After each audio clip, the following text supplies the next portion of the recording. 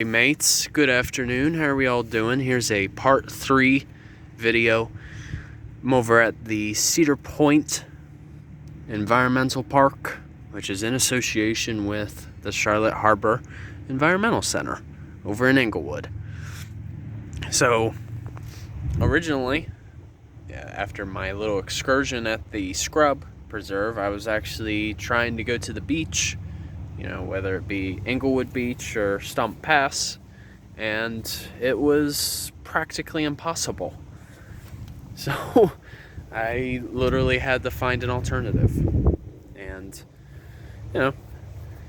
I see it as a miracle in disguise, because it gave me an opportunity to get to see my good friend Gerald, who is one of the leading environmental educators at Cedar Point. So it was a great opportunity to catch up with him, and to shout out, by the way, because he also runs a great Instagram account that's called Gerald Saves Florida.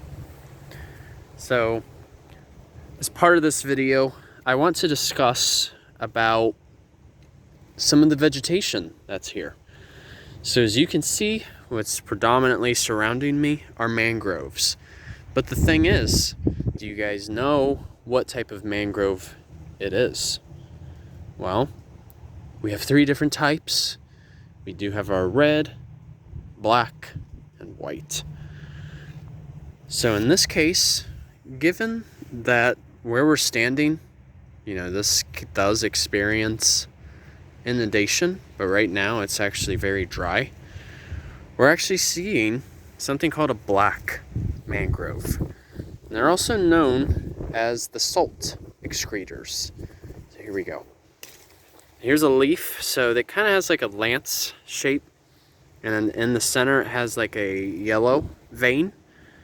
But they're known as salt excretors. So if you actually look carefully at the top or at the surface, you could see those little bits of salt on the leaf.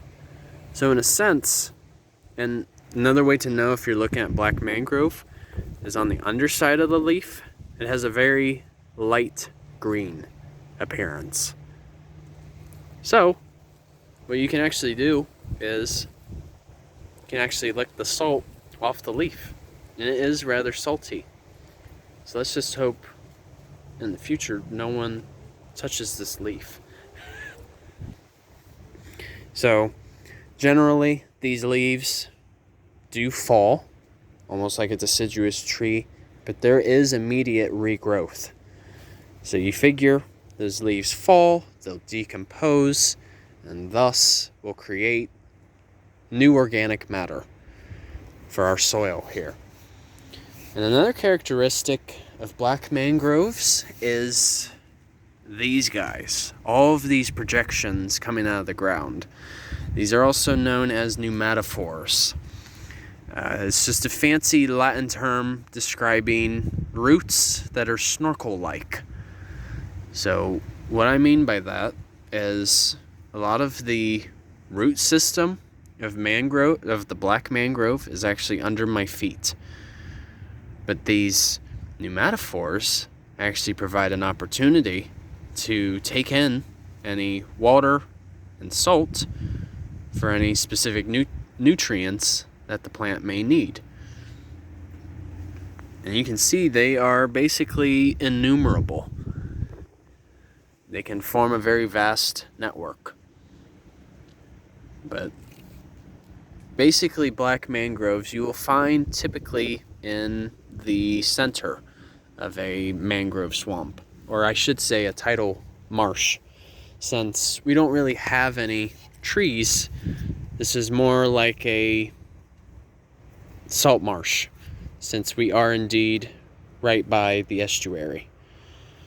Now here, if I recall correctly, this is a sea pickle, or saltwort. Yeah, I think this is saltwort. But these, you can actually eat them, and you can taste it. And it literally just has like a green-like taste that you could put in a salad, or even incorporate it with your scrambled eggs. It is good. And the best part is that they actually do have a little bit of water in them.